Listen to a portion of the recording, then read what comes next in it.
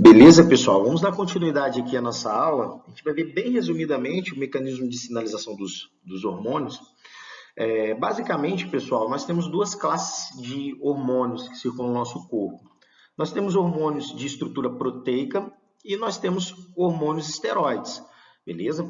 Então, os hormônios de estrutura proteica, eles irão agir principalmente em receptores que estão na membrana das células, tá? Eles não têm a capacidade de atravessar as membranas plasmáticas.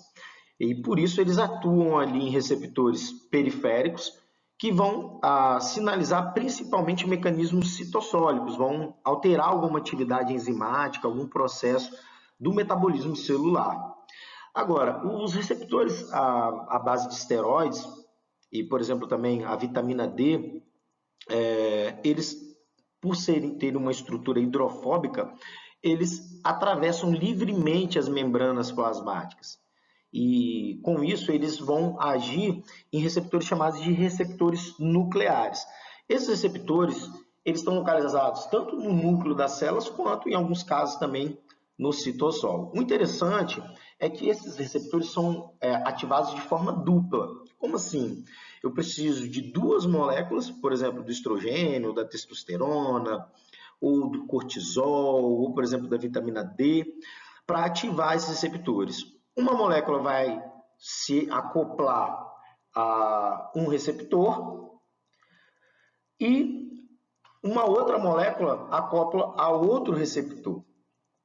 E aí, a partir desse momento, esses receptores irão se unir, beleza? Formando um dímero.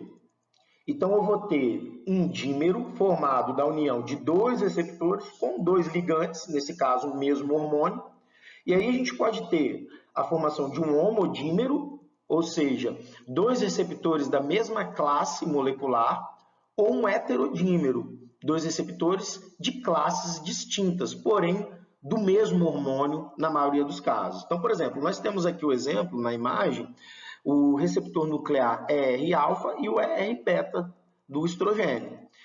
Em muitos mecanismos de regulação gênica, a resposta ao mecanismo de sinalização hormonal ocorre através de mecanismos realizados por homodímeros, ou seja, duas moléculas semelhantes vão se unir, e aí esses homodímeros eles vão caminhar uma fita do DNA juntamente com uma maquinária enzimática responsável pela transcrição e pelos fatores de inicialização da transcrição gênica, e isso vai promover expressão ou inibição de um determinado gene.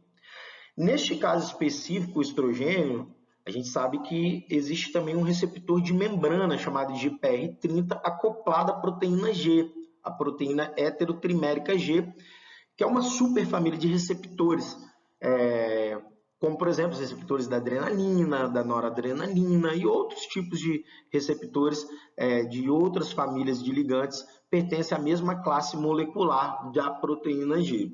E esse receptor, no caso do estrogênio, ele está mais relacionado a mecanismos não genômicos. Então, ele vai promover ali alteração, ativação de enzimas, principalmente ali da via da PI3 quinase, a AKT.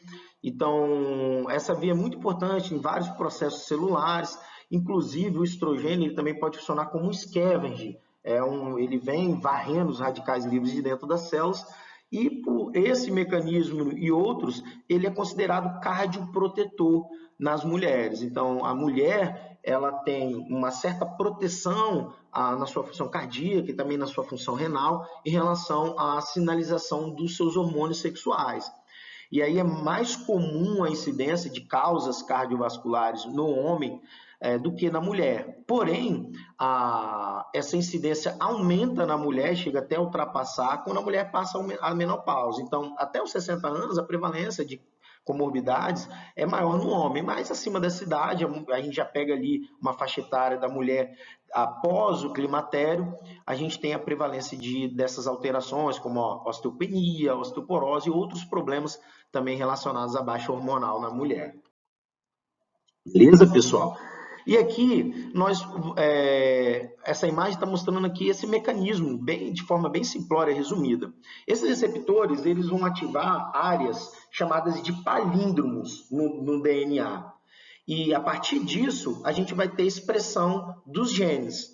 Tudo bem? A gente tem cerca de mais de 300 milhões de pares de bases de nucleotídeos no nosso material genético, mas apenas uma pequena porcentagem é responsável em expressar as informações genéticas.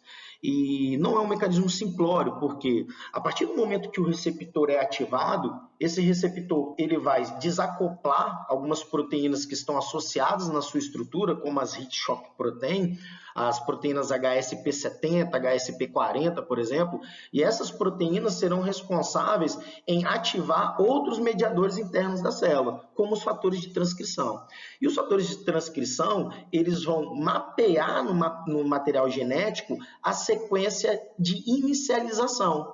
E aí, a partir do momento que o fator de transcrição acha essa sequência, normalmente é uma região chamada de Tata Box, tá? Para uma determinada proteína, um determinado produto gênico, e aí a gente vai ter ativação da RNA polimerase tipo 2, tá?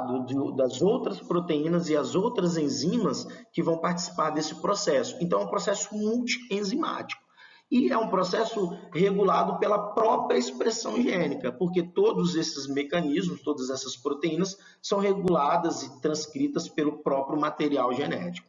E aí, o interessante é que nós vamos ter os elementos responsivos aos hormônios, que são do tipo específico, estão de forma específica em cada cromossomo e vão ser ativados na célula de acordo com a sua programação. Qual programação? Da epigenética.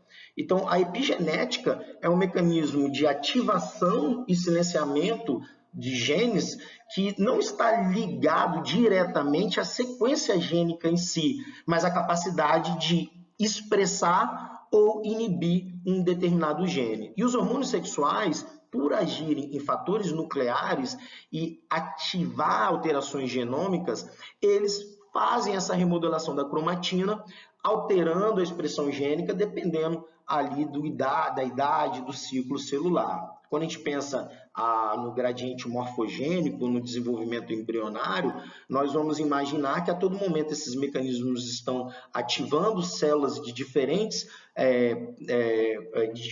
formas, levando ao desenvolvimento dos diferentes folhetos embrionários que vão desenvolver os nossos tecidos do nosso corpo.